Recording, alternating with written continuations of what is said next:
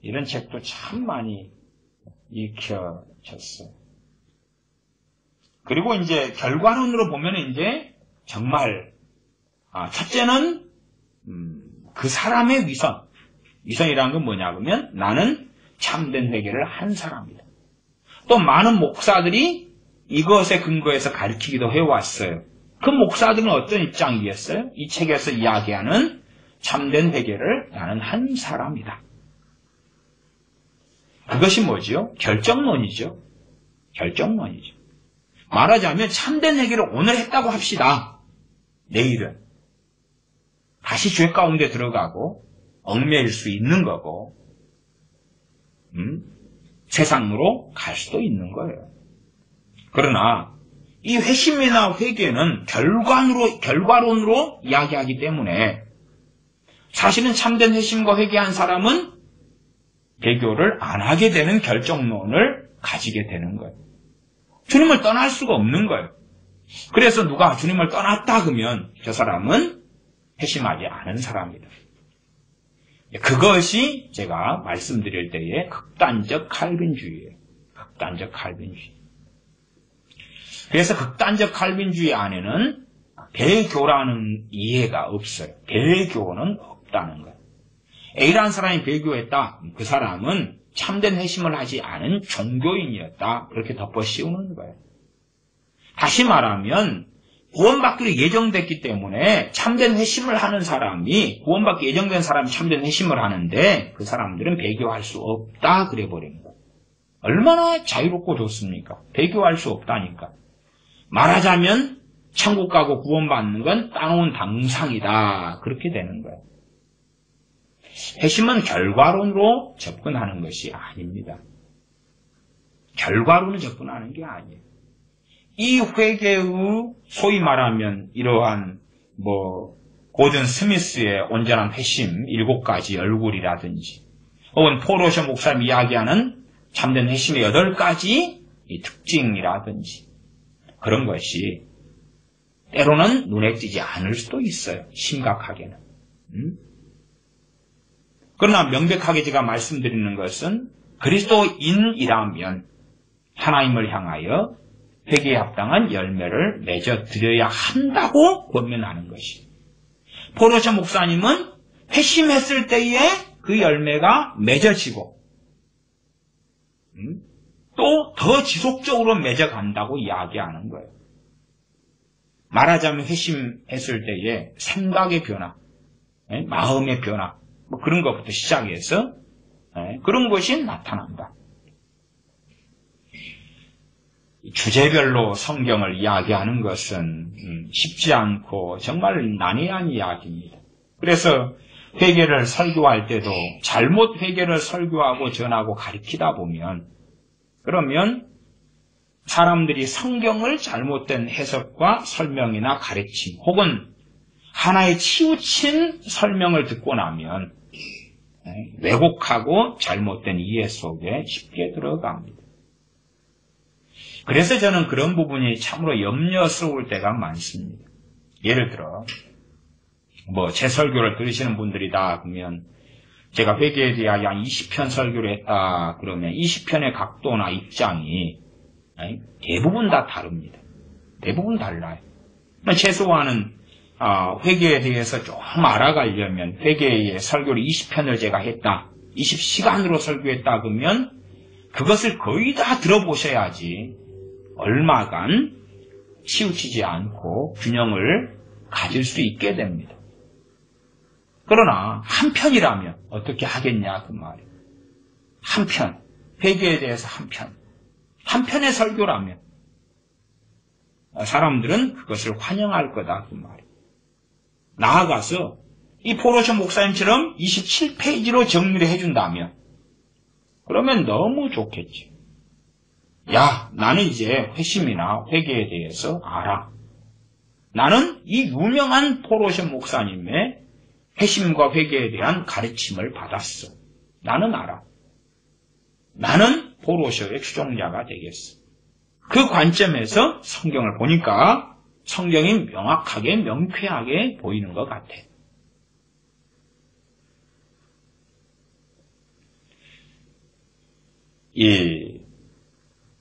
예를 들어서 베드로 사도가 복음을 전합니다.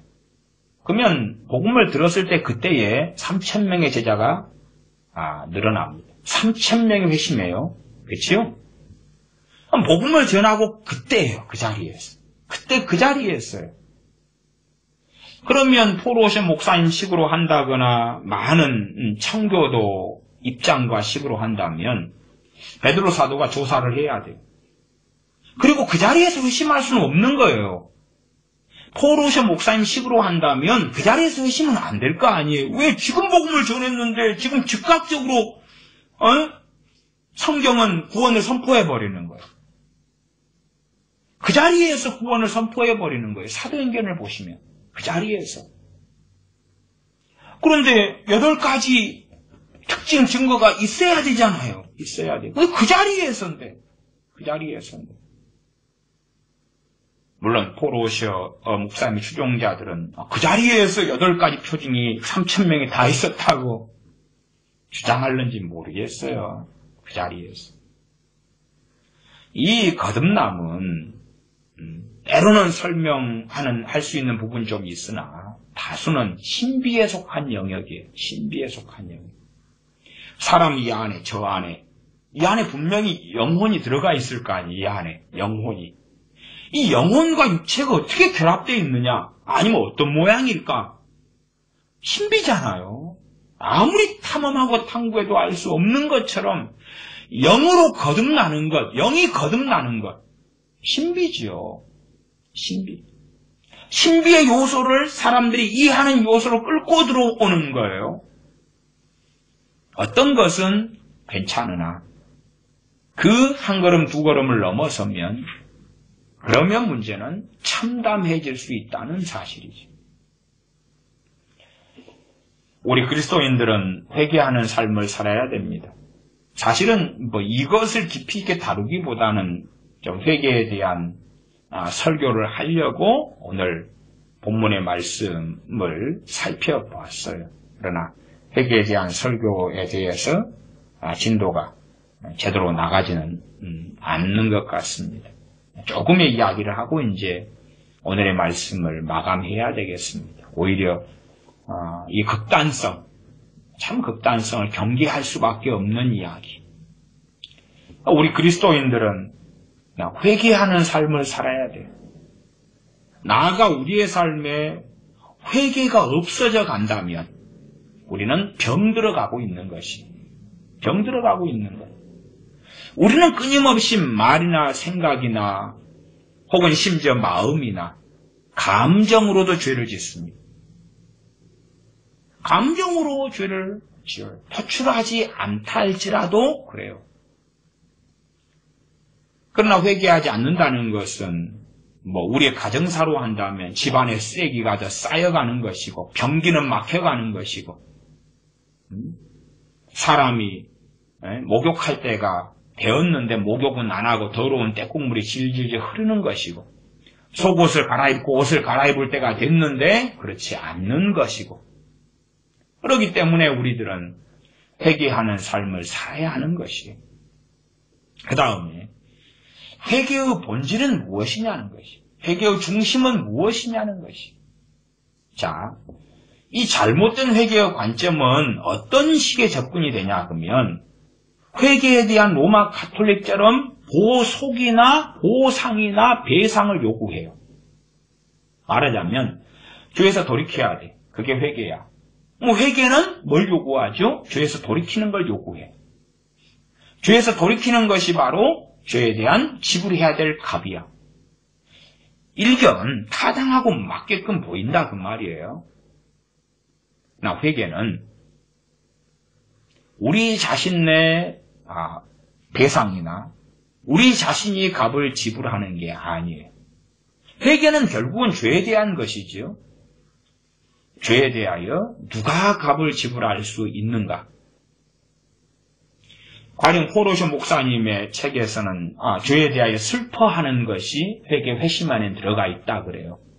그러면 슬퍼하는 게 들어가 있다면 슬퍼하는 것이 회개에 대한 어떠한 증거나 보상이나 배상이나, 그러면 슬퍼하는 게 없으면, 슬퍼하는 게 없다면. 그래서 많은 사람들이 예수님 영접할 때에 슬퍼하는 사람보다는 기뻐하는 사람이 훨씬 다습니다. 그럼 포로셔 목사님식으로 한다면은 그 사람들은 믿는 사람들이 아니게 되지. 왜? 회심했는데 왜 슬퍼하지 않지요? 포로셔 목사님 이야기하는 회개나 회심은 죄에 대하여 슬퍼한다 그랬잖아요. 아니, 죄를 왜 슬퍼하지 않지요? 사마리아 성의 사람들처럼 슬퍼하기보다는 왜 즐거워하지요?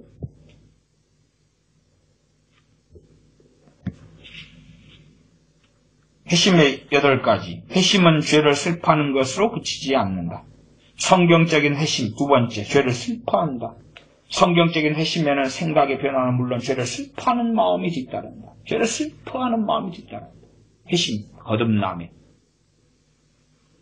그렇지 않지. 그런 사람들이 있지요. 그렇지 않은 사람들이 있고, 어떤 면에서 이 포로셔 목사님 같은 분은 사도 바울 되었던 청년 사울의 경우, 청년 사울이었던 때에 회개했다가 뜯어맞추면 죄를 슬퍼하는 것이 여기에 있구나. 슬퍼하는 게 있구나. 어떤 사람은 슬픔이 먼저고, 어떤 사람은 기쁨이 먼저고, 어떤 사람은 감사가 먼저고, 어떤 사람은 자유케 되었기 때문에 감격이 있고, 다르다 그 말이에요. 돌아온 탕자가 다르고, 삭개오가 다르고, 주님의 사도들이 다르고, 예루살렘 성에서 각 디아스포라들이 오순절에 모여서 사도, 베드로 사도 등이 전한 복음을 듣고 회심했을 때가 또 다르고, 복음을 전해 들었을 때가 또 다르고, 문제는 붕어빵에 찍어서 넣어버리는 거예요. 넣어버려. 그러면 그 동일한 모습을 갖춰야 되니까 간단하게는 위선자가 되겠지. 회개의 본질은 우리 자신의 행위에 있는 게 아니에요. 내가 슬퍼한다고 용서받는 게 아니에요. 슬퍼한다고 회개가 되는 게 아니에요. 슬퍼한다고 회개가 된다면 사람들마다 특성이 다르지요. 어떤 사람은 감정만 좀 잡아도 눈물이 떨어질 수가 있어요. 감정만 좀 잡아도. 어떤 사람은 감정적으로 좀 더 무디죠. 그래서 성경에는 남편과 아내에 대하여 이야기할 때 베드로 사도가 아내는 더 연약한 그릇이라. 어떤 면에서 그렇죠? 감정적인 면에서. 감정적인 충격 같은 것 등을 저는 전제로 말씀한다고 생각합니다. 감정적인 면에서. 의지력 같은 경우는 남자보다 훨씬 셀 수도 있어요. 누구 때문에요? 자식 때문에. 자식 때문에. 그럴 수 있는데 감정적인 면에서는 여자들은 훨씬 더 섬세하고 예민하고 충격도 더 잘 받고 그럴 수 있다 그 말이에요. 남자들이라도 아니면 여자들이라도 그 속에서 어떤 사람은 감정이 좀 더 무딘 사람이 있고 어떤 사람은 훨씬 예민한 사람이 있어요. 그러면 회개가 슬퍼하는 것을 동반한다면 감정적으로 예민한 사람들은 훨씬 더 유리해지게 되겠지. 아니면 슬픔이라는 것이 정답표라면 자 우리가 진짜 회개하려면 고의적으로 의도적으로 무엇을 가져야 합니까? 슬픔을 가져야 하지. 그러나 회개는 슬픔에 의존하는 게 아니라 우리 주 예수 그리스도의 대속의 은혜에 의존하는 것이. 회개는 주님을 믿는 믿음에 의존하는 것이지 슬픔에 의존하는 게 아니에요. 나아가 회개는 주 예수 그리스도를 의지하는 믿음에 의존하지 죄에서 돌이키는 우리의 의지력이나 우리의 행위에 의존하는 것이 아니에요. 그런 것이 회개에 대하여 난해하고 어려운 점이 되어집니다. 회개는 우리의 결단에 의지하지 않아요. 결단이 있으면 좋지요. 그렇지요? 오늘 내가 죄를 끊어버릴 수 있다면 좋아요. 어떤 것은 그렇게 해야 돼요. 제사 문제 끝장을 내버려야 돼요. 그렇지요? 악한 동무들 정리해버려야 돼요. 내가 돈을 도둑질하는 것 끝내버려야 돼요. 그렇게 끝장내버릴 수 있는 것들도 있다 그 말이에요. 그러나 유감스럽게 상당히 많은 죄들, 그러한 죄들은 죽을 때까지 우리의 투쟁과 싸움을 요구하지.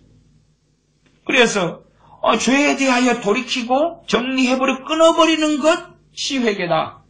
그러면 대부분의 죄들에게는 해당이 안 되고야 말아요. 예를 들어 자만심이다. 자만심이 내가 어렵고 힘들 때는 고개를 숙였다가 좀 잘 나가고 잘 되고 잘날 때는 잘 될 때는 다시 고개를 들게 되죠. 주님 배울 때까지 싸워야 되는 죄가 된다 그 말이죠. 그래서 이 회개라는 것을 이런 포로쇼 목사님 같이 여러 개념들 속에서 정의를 내리고 회개에는 죄를 슬퍼하는 게 있어야 돼. 생각의 변화가 있어야 돼. 죄에서 돌이키는 것이 있어야 돼. 그게 회개고 회심이야. 그러면 그걸 다 맞춰야 되죠. 결국은 우리의 행위에 근거한 것이죠. 내가 생각을 바꿔야 돼. 슬퍼해야 돼. 죄를 끊고 정리해야 돼. 사실은 우리 복음밖에 없는 거죠. 내 복음, 나 복음. 자기 의에 입각한 회개, 자기 행위에 입각한 회개, 자기의 감정에 입각한 회개. 그래서 이런 포로쇼 같은 목사님이 가장 중요한 주제들을 다룬 것이에요. 회심하고 복음하고. 복음 안에도 이 회개의 내용이 아주 많이 들어가 있지. 근데 정말 잘 다루어졌으면 얼마나 감사하고 좋겠습니까? 제가 27페이지 조금만 읽어드렸어요. 거기에도 틀린 내용이 가장 중요한 개념이란 말이에요. 가장 중요한 것이 틀리면 다른 것들은 과연 어떨까요? 라고 물을 수밖에 없습니다. 27페이지 안에서 이건 긴가민가 하는 게 좀 몇 개 섞여 있다. 그 정도는 다 우리가 용납할 수 있는 거예요. 유명한 사람이 이야기한다고 옳은 것은 아닙니다. 유기성 목사 같은 사람이 WCC는 틀린 게 아니고 다른 것이야. 그러니까 WCC나 종교다원주의나 교회 일치운동이 옳은 게 되는 게 아니에요. 박보영 목사님 같은 분이 감리교 목사님으로 남아있고 자기 제자들 감리교 목사로 만들기 때문에 저 감리교는 좋은 교단이야. 박보영 목사님 같은 분의 아버지가 감리교의 원로 목사고 할아버지가 유명한 감리교 목사님이었고 그러니까 저 감리교단 그건 아니에요. 감리교단은 WCC 한국교회를 무너뜨리는 핵심 세력이다 그 말이에요.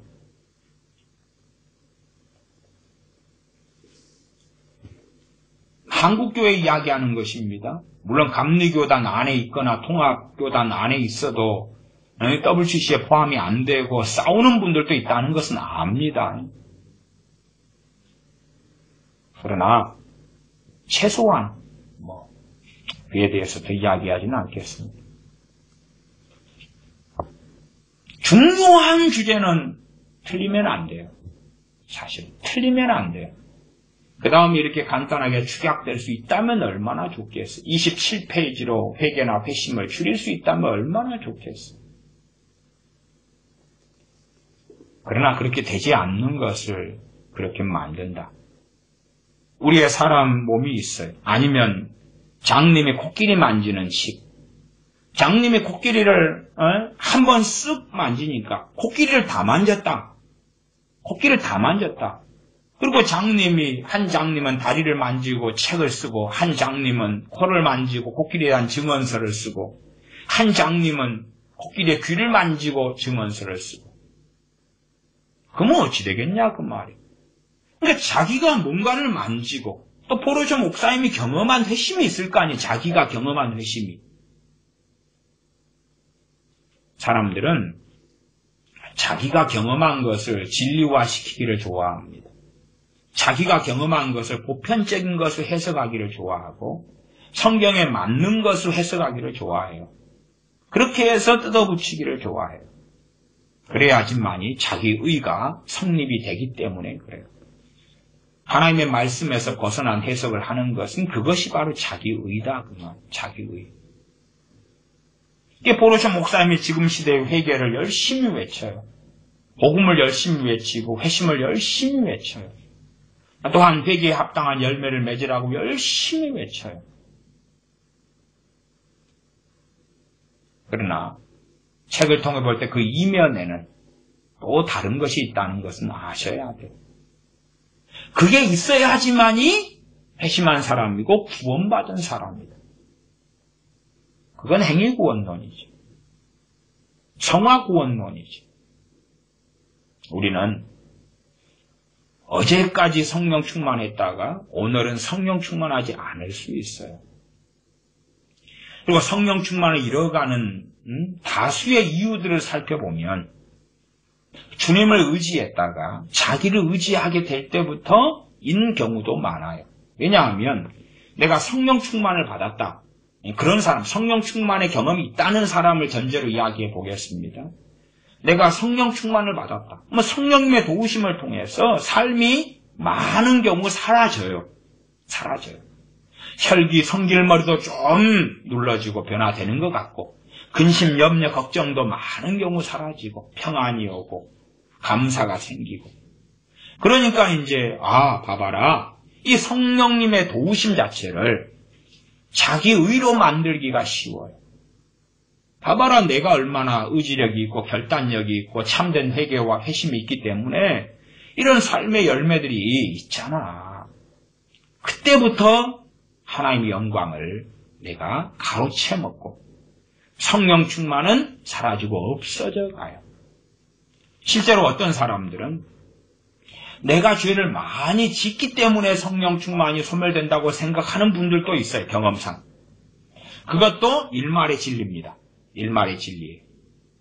그러나 그것보다 더 제가 볼 때 우선하는 것은 자기 행위로 성령님의 은혜로 인한 도우심을 자기의 믿음의 열매와 믿음의 증거로 삼고 그렇게 해서 사람들 판단하고 그리고 자기 교만으로 자기 영광으로 삼게 될 때에 다수가 잃어가는 것이 생각해 보세요. 내가 성령 충만 받아서 그래서 기도 생활을 더 많이 해요.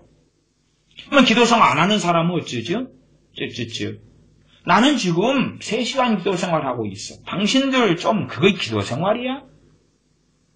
나는 지금 은혜에 의하여 성령님의 도우심에 의하여 기도 생활을 하고 있는데 그것이 마치 자기가 참된 회개를 하고 하나님을 사랑한 증거고 열매인 양 결국은 뱃속에 깔고 주장한 것이 되죠. 그리고 성령 충만은 거두어져 가고 소멸돼 가는 것이.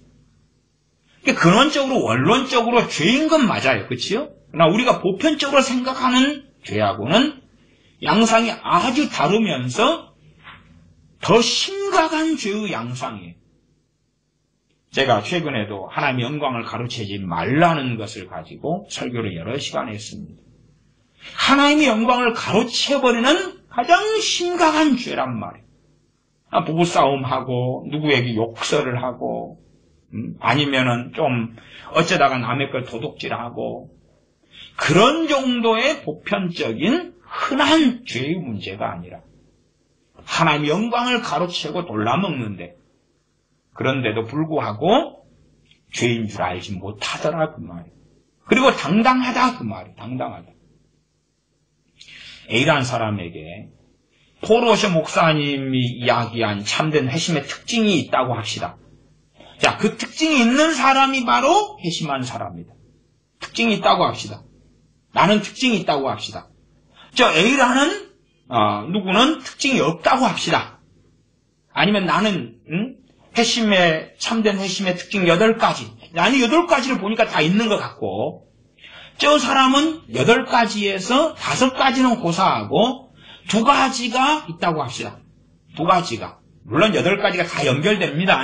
뭐는 없고 뭐는 있다 이렇게 간단하게 말할 수는 없습니다만은 어쨌든 그냥 두 가지 가운데 하나, 죄를 슬퍼한다 이런 게 있다고 합시다. 아이고 죄 때문에 나는 이런 죄를 지어서 나는 이렇게 죄가 많아 막 슬퍼한다고 합시다. 근데 그런 거 한두 가지밖에 없어요. 나는 8가지가 다 있고 그런 거 어떻게 하겠냐고 말이에요. 포로쇼 목사님이 기독교인들을 보니까 그 8가지를 가진 사람이 별로 없더라 그 말이에요. 회개에 합당한 열매를 맺으라. 왜 당신들은 그 8가지를 가진 사람이 그렇게 적고 별로 없느냐? 그러면 자기는 있는 거니까 그렇게 설교하시겠지. 8가지가 있는 것이니까. 없으면 설교하기보다 지금 설교하긴 하겠죠. 부르심이 그러면. 나도 없네요. 나도 보니까 8가지 가운데 한 5가지는 설렁설렁하고 3가지는 잘 안 보이고 그런 것 같아요. 또 주로 한 서너 가지는 항상 있는 것 같은데 2-3가지 있다가 없다가 그러네요. 큰일이네요. 8가지 그거 다 있어야 구원받는데 거듭나고 참된 회심하는 건데 우리 같이 노력합시다. 우리 같이 예를 씁시다. 근데 그런 입장은 아니거든요. 나는 참된 회심을 했다. 당신들은 왜 참된 회심을 하지 않았느냐? 8가지의 참된 회심을 한 사람의 특징 8가지가 왜 당신들은 없느냐? 참된 회심의 특징은 아니고 정말 주님을 믿고 이제 좁은 길을 걸어가는 것. 그때에 소위 그런 참된 회심의 특징들이 열매 맺어 가요. 어떨 때는 퇴보하고 그렇기 때문에 믿음이 연약한 형제를 우리가 또 끌어안고 어깨동무하고 다리가 하나 없다 그러면은 지팡이 노릇을 해주기도 하고 때로 업고 가기도 하고 그러면서 한 몸된 지체로서 믿음의 여정을 걸어가는 거예요. 그래서 교회를 세워놓으신 거지. 그러나 소위 말하면 백인 우월론처럼 한국 사람은 한국 우월론이죠. 한민족 우월론, 유대인 우월론 그런 것처럼 우리만이 이 8가지 특징을 가졌기 때문에 구원받고 천국 가. 그 8가지 특징이 있다 할지라도 그것은 은혜에 의한 것이다 하는 사실이지. 그러나 그것이 자기의 결단이고 결심이고 노력의 결과라면 분명히 그것은 모조품입니다. 그건 진짜 다이아몬드가 아니에요. 가짜 모조품이에요. 아니면 위선입니다. 위선. 진짜인 것처럼 보이나 가짜입니다.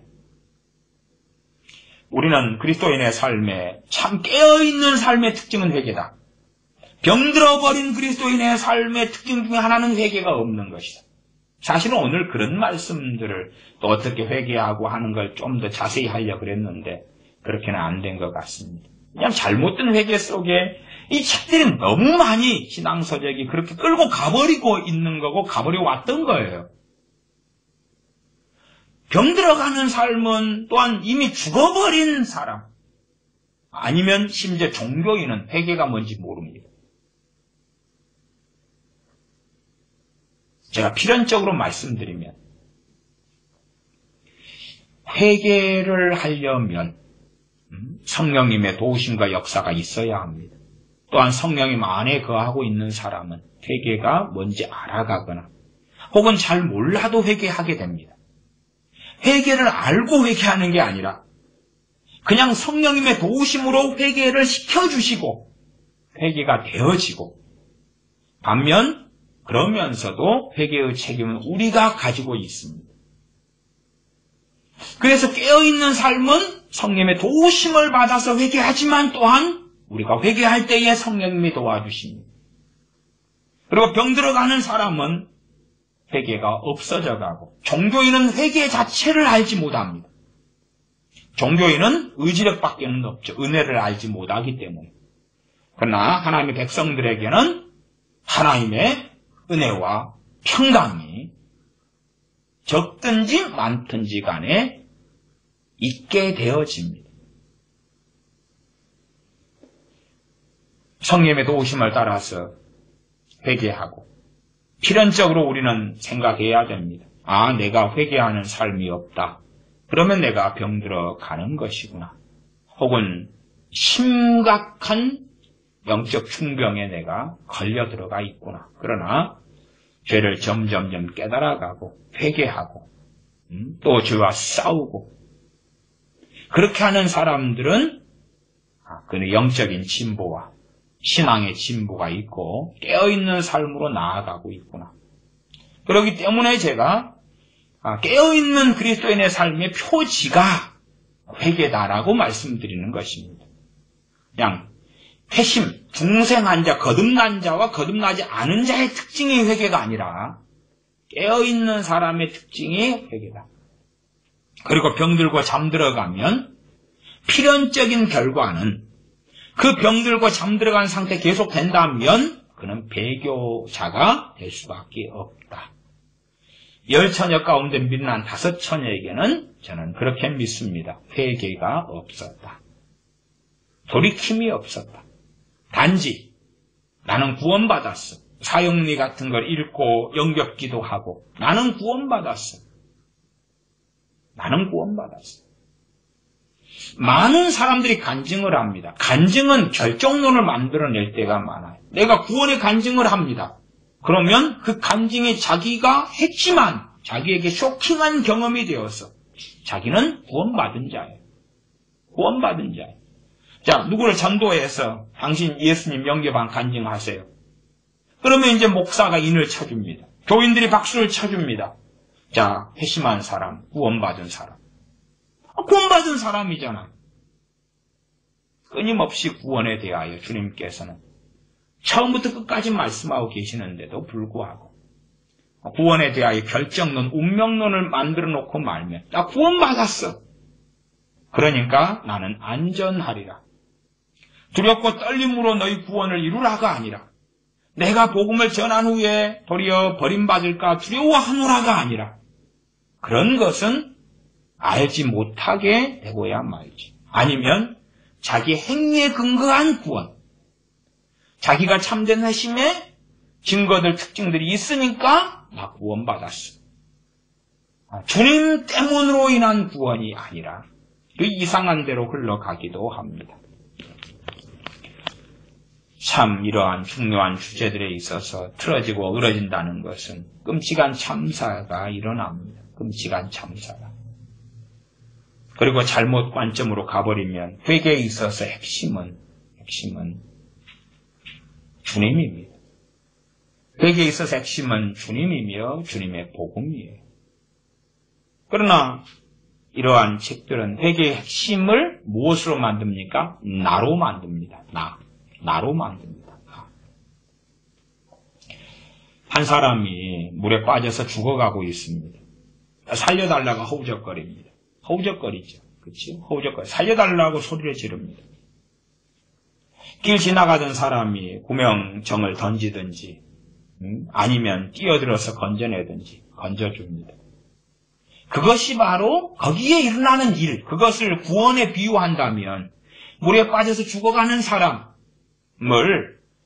누가 건져내 주었다. 거기에 해당되는 용어 몇 가지를 이야기하면 거기에가 회개, 회심, 중생, 거듭남, 새로운 피조물 그런 것이 거기에 다 들어가 있어요. 그러면 이 물에 빠져 죽어가는 사람이 허우적거린 것이 회개인가요? 허우적거린 것이? 구원자 되신 주님께서 구원해 주시는 것이 중심이죠. 구원해 주시는 게 중심이에요. 명백하게 회개하고 복음을 믿으라고 말씀하신 게 맞아요. 그런데 그 회개라는 것에서 내 행위의 중심을 삼아버리면 내가 회개했기 때문에 나는 구원받아 마땅한 자다. 그것은 회개가 아니지요. 이미 회개에서 어긋나 버리고 말아요. 그래서 복음에 대해서 나오는 회개는 회심의 개념에 가깝죠. 회개는 뭐지요? 내 행위로 구원받을 수 있을 줄 알았더니 내 행위로 구원받을 수 없습니다. 오직 주 예수 그리스도만으로 구원받을 수 있습니다가 진정한 회심의 외침이죠. 그게 진정한 회개고 회심이죠. 나로 말미암아, 내 행위로 말미암아, 내 선행으로 말미암아 구원받을 줄로 나는 믿었습니다. 그러나 그렇지 않군요. 그렇지 않군요. 그래서 주님에 대한 의존으로, 주님에 대한 믿음으로 그 독생자를 보내신 하나님에 대한 믿음으로 터닝하는 것이 회개고 회심이죠. 믿는 사람이 계속 해야 될 회개 말고 이제 구원받을 때 물에 빠져서 살려달라고 허우적거리는 사람에게 허우적거리는 그 행위가 살려달라고 외치는 그 외침이 구원의 조건이 될 수 없다 그 말이에요. 잘못 성경을 해석하면 회개를 구원의 조건으로 만들어요. 사실은 폴 오셔 목사님의 입장이 그 입장입니다. 또한 성화 구원론이나 행위 구원론 쪽이나 또 한국의 큰 믿음 교회 같은 이 그런 목사님 같은 경우의 입장이 구원의 필수 요소로 회개를 집어넣습니다. 그 회개에 내 행위가 간 회개를 집어넣어요. 폴 오셔 목사님도 그런 입장이에요. 그건 아니에요. 구원에 내 무슨 행위를 집어넣으면 구원을 받습니까? 이루어 놓으신 구원을, 2000년 전에 십자가에서 이루어 놓으신 구원을 내 것으로 받아들이는 것입니다. 내 행위와 내 의로 구원받을 수 있을 줄 알았더니 그게 아닙니다. 그게 아니군요. 거기에서 이탈해 갈수록 하나님의 은혜는 사라져가고 기쁨은 사라져갑니다.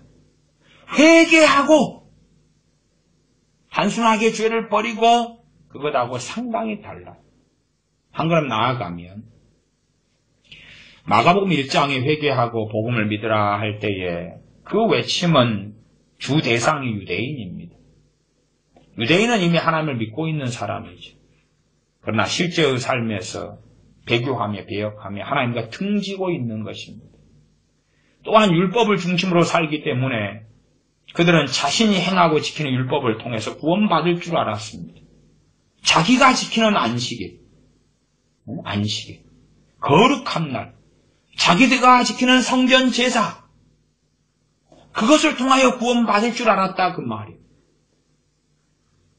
그러나 회개하라는 것은 그것이 아니라 주님께서 말씀하신 대로 요한복음 14장 6절의 말씀대로 내가 곧 길이요 진리요 생명이니 나로 말미암지 않고는 아버지께로 올 자가 없느니라.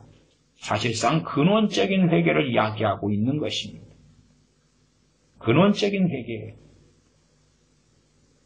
내가 이루었다고 생각하는 것, 나의 새벽기도, 나의 11조, 나의 주일 성수, 나의 안식일 준수, 나의 절기의 준수, 유대인의 안식일 되면 그날 걸어야 될 거리 이상은 걷지 않고 음식을 하지 않고 안식일에 지켜야 될 규례들을 애써서 지키고 주일 성수 그러면 주일에 무엇은 하지 말아야 된다 는 것을 열심히 지키고 때에 따라 금식하고 선행하고 봉사하고 나는 구원받을 수 있는 사람 아니겠습니까? 많은 사람이 하나님의 은혜를 잃어버리는 것이 처음 믿을 때는 자기에게 가진 액서사리가 없습니다. 자랑할 만한 것이 없어요. 우상 숭배하고 조상에게 제사하고 부적 붙이고 굿하고 점수를 의지하고 세상을 사랑하고 자랑할 게 없기 때문에 회개하고 자기 행위에 의지해서 다 구원받는 줄 안단 말이에요. 전반적으로 그래요. 전반적으로. 저도 예수 영접 안 했을 때에 야 하나님을 믿으려면 내 주먹을 믿어라. 자기를 믿는단 말이에요. 아니면 부모를 의지하든지 아니면 천국 지옥은 없어 그러든지. 유대인들은 자신들의 율법을 지켜왔던 삶을 의존하는 것이 회개하고 복음을 믿으라. 그것이 아니야. 그것이 아니야. 분토로 배설물로 버려버려야 돼. 그게 아니야. 너희들의 행위와 너희의 의로 구원받을 수 없어. 자기의 의와 행위를 버리고 던져버리는 것이 회개인 거지. 그러나 우리는 끊임없이 자기의 의와 행위를 만들어내려는 것입니다. 이건 결과론적으로 회개에 합당한 열매를 맺어내는 것하고 그것을 만들어내가지고 마치 내가 구원에 합당한 자인 것처럼 행세하는 것하고는 전혀 다른 이야기입니다. 전혀 다른 이야기. 그래서 이 똑같이 구원에 합당한 열매, 회개에 합당한 열매, 구원 얻는 회개, 이런 말씀을 본문에 따라 전할 때도 정말 주의가 필요합니다. 구원에 대해서, 회개에 대해서, 믿음에 대해 설교하고 말씀을 가르칠 때는 이것에 심장수술하는 것처럼 그렇게 위험하고 위험한 것입니다. 그냥 우리가 무좀을 좀 치유한다. 그것은 심각한 의사의 행위가 되지 않습니다. 아니면 미용사가 사람의 머리를 좀 자른다. 제가 아는 분은 단골 미용실을 다니다가 어디 유명한 데가 있다 해서 미용실을 옮겨서 한번 잘랐더니 오른쪽 왼쪽이 틀리고 머리를 이상하게 자르면서 계속 높아져가지고 모자를 쓰고 다니시더라고요. 왜 모자 쓰고 다니냐 그랬더니 미용실을 잘못 가가지고 이상하게 잘라놔가지고 그래서 머리 자르다가 하도 성질이 나가지고 이번 기회에 빡빡이 밀어버릴까 하는 충동까지 느꼈다 그러더라고요. 그럼에도 그것은 별일이 아니다 그 말이에요. 머리 자르는 거 좀 못 자르면 시간 되면 기르니까 다시 자르면 될 거 아니에요? 뭐 대머리가 되든지 빡빡이가 되든지 소갈머리가 없든지 주변머리가 없든지 그게 대단한 건 아니죠. 그러나 심장을 수술하는데 잘못하면 터져버리고 죽어버리겠죠. 뇌를 수술하는데 잘못하면 죽어버리겠지요. 그래서 성경의 이 중요한 주제들인 구원이나 믿음이나 회개나 이런 주제들은 의사로 한 다음에 심장 수술하는 것, 뇌를 다루는 것, 이 심각한 것이 거기에서 잘못해버리면 난리가 납니다. 끔찍한 참사가 벌어지죠. 그래서 이 복음에 대해서 믿음 회개에 대하여 간단하고 쉬울 것 같은데 그렇지 않아요. 사실은 뭐 사형리 같은 뭐 간단한 것으로 복음을 전한다 그러면 쉽게 느낄지 몰라도 저는 사실은 평생에 가장 어려운 설교가 복음 설교입니다. 왜 가장 조심하게 다루어야 되고 가장 조심스럽게 전해야 되고 그리고 왜곡되는 것, 틀린 게 없어야 되고 무엇보다 복음을 잘못 전하다 보면 하나님의 은혜의 복음이 아니라 내 행위에서 나온 구원의 복음이 되어버린다면 다른 복음이고 하나님의 심판을 면치 못하기 때문에 그렇습니다. 회개를 전하더라도 회개는 분명히 나의 행위적인 나의 때로는 의지력과 나의 감정적인 요소가 동반될 때가 많아요. 당연히 항상 그런 건 아닙니다. 동반될 때가 많아요. 그런다 해서 감정이 동반되었기 때문에 회개가 되는 게 아닙니다. 행위가 죄에서 돌이켰기 때문에 회개가 되는 게 아닙니다. 죄에서 돌이킨다고 값이 지불될 리가 없지요. 어리석은 사람들 위하여 제가 그래서 예제로 삼았던 게 살인사건을 예제로 삼아서 여러 차례 말씀드렸습니다. 말하자면 내가 오늘까지 사람을 100명을 죽였습니다. 100명을 죽였어요. 그 다음에 이제 살인죄를 회개해야 합니다. 죄에서 돌이키겠습니다. 그럼 오늘부터 안 죽이죠. 자, 깨끗해졌습니까? 100명을 죽인 것. 100명 죽인 살인마인데 나는 오늘부터 안 죽이면 되잖아요. 회개는 죄에서 돌이키는 것이니까 오늘부터 안 죽이면 되잖아요. 아니면 사기를 평생 먹고 살 돈 500억 사기를 쳐버렸습니다. 그 다음에 이제 사기죄로 한다면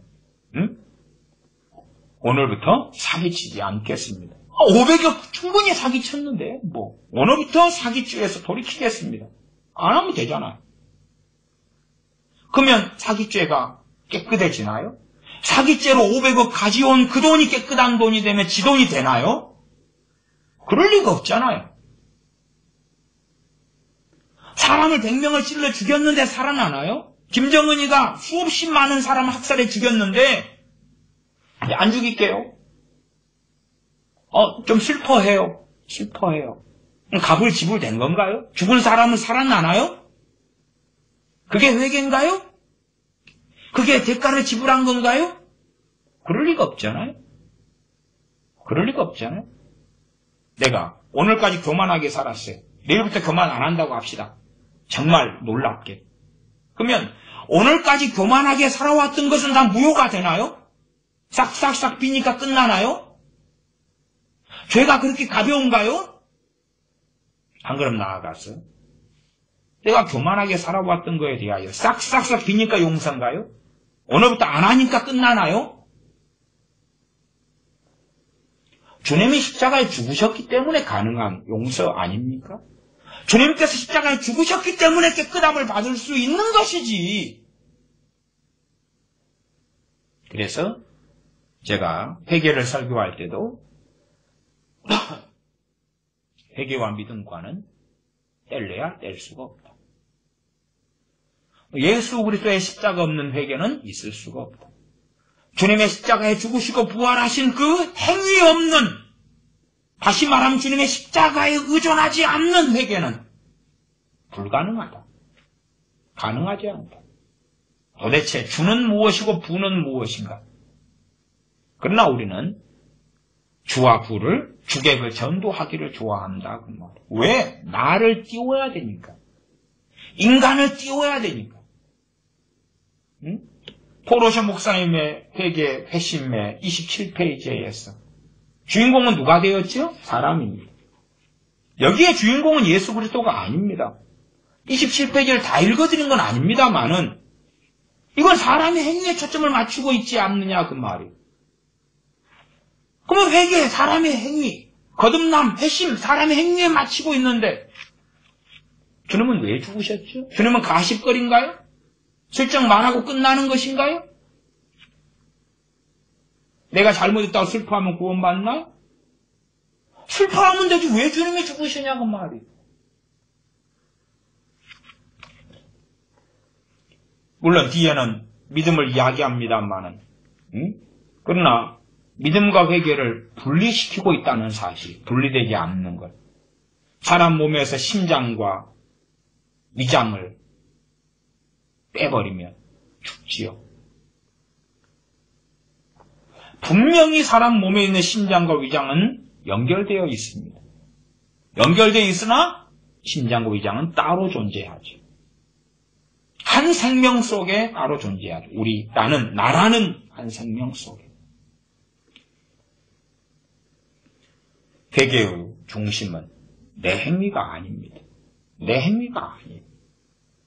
심지어는 죄를 돌이키는 것도 아닙니다. 돌이키는 것도 아니에요.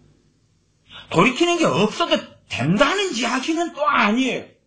그렇게 간단한 이야기가 아니에요. 나아가서 죄를 돌이킬 힘이, 그 힘이 돌이킨다고 마음먹는 사람들에게 있지 않아요. 무엇보다 외형적으로는 10명 중에 2~3명은 돌이키는 행위를 할 수 있을지 몰라도 뱃속은 안 바뀌어요. 심령을 감찰하신 하나님 앞에서는 10명이 있으면 겉으로 2~3명은 돌이키는 행위를 하게끔 보이나 뱃속은 10명을 하나님이 확인하실 때에 회개하지 않은 자들로 판명되고야 만다는 사실이에요. 그러면 정말 나를 깨끗게 하실 수 있는 분은 주님 외에는 없다는 사실입니다. 그게 회심과 회개의 핵심 엔진이에요. 제가 그래서 자주 비유로 말씀드리는 것입니다. 비유가 아니면 제대로 설명하기 어려운 진리들이 너무 많아요. 당연하게 주님께서는 비유로 대부분 진리를 전하셨죠.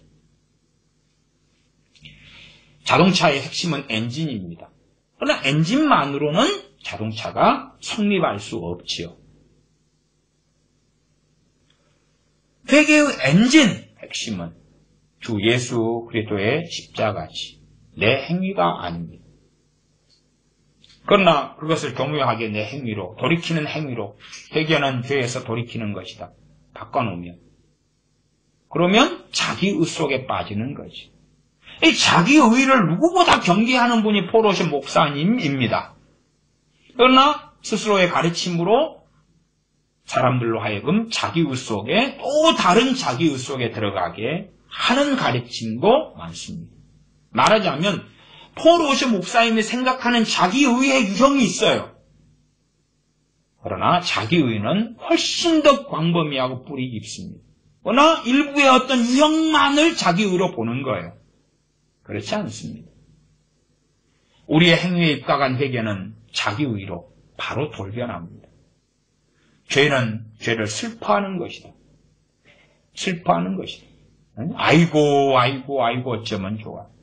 아이고 어쩌면 좋아. 아니요. 있을 수 있어요. 심지어는 없을 수도 있어요. 심지어는 죄를 슬퍼하는 것이 믿음이 좀 성장한 다음에 나타날 수도 있어요. 물론 전혀 안 나타날 수는 그건 잘못된 것이에요. 전혀 믿음의 여정에 죄를 슬퍼하는 것이 전혀 없다. 그러면 곤란하지. 물론 이제 믿은 초신자가 지금 영접기도 했는데 총 맞아 죽어버렸다. 그러면 시간이 없을 수 있어요. 사마리아 성에 빌립 사람이 전도를 통하여 그 사마리아 성에 큰 기쁨이 있더라 그랬는데 IS 폭탄 테러 때문에 다 죽어버렸다면 그들은 죄를 슬퍼하는 것보다는 기뻐하는 것만 있을 수 있어요. 사마리아 성 수가성에 여인이 있지요. 그 여인에게 주님께서 우물가에 찾아오셨어요. 그 여인은 메시아를 기다리고 있었으나 자기식의 이상한 잘못된 혼합주의 속에 있기도 했지요. 그러나 그 남편을 7명의 남편까지 있었던 그 수가성의 여인의 소망은 그리스도께서 메시아께서 오시는 것이었지. 그리고 주님께서 바로 내가 너에게 말하는 너가 기다리는 메시아다. 말씀하실 때 그 여인은 기쁨에 가득 차서 자기의 물 항아리를 내려놓고 동네에 들어갔어. 그래서 내 모든 일을 이야기하는 메시아께서 오셨다고 증언했지. 그러지 거기에 슬픔에 겨워서 주저앉아 죄를 통곡하고 울고 있었던 게 아니라 메시아를 만난 그 기쁨 속에 들어갔지.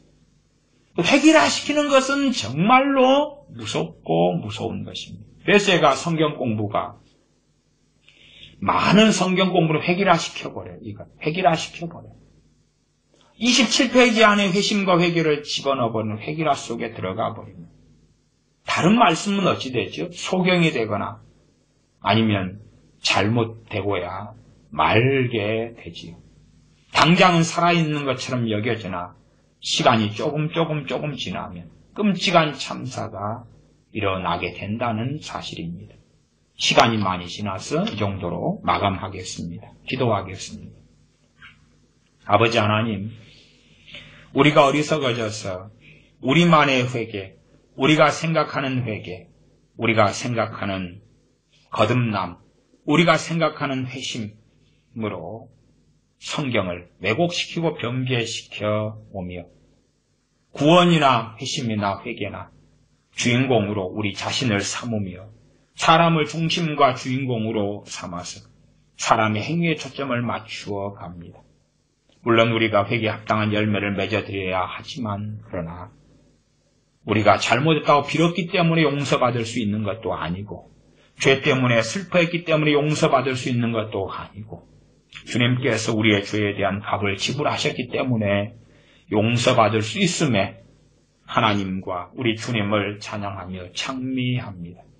또한 이 구원의 복음이 우리에게 적용되도록 역사하시는 성령 하나님을 찬양하며 찬미합니다. 어리석은 자기의 속에 빠지지 아니하고 참된 회개로 날마다 주님께 나아가는 우리 되어서 병들어버리고 죽어버린 그러한 어리석은 신앙과 믿음이 아니라 하나님을 경외하며 좁은 길을 주님과 함께 걸어가는, 또한 회개하는 가운데 이 회개의 모든 알파와 오메가가 우리 주님이시다는 사실을 깨닫고 아는 가운데 죄를 깨달으면 깨달을수록 주님을 사랑하고 회개하면 할수록 주님을 사랑하는 우리가 되게 하여 주시옵소서. 우리 주 예수님의 이름으로 기도하옵나이다. 아멘.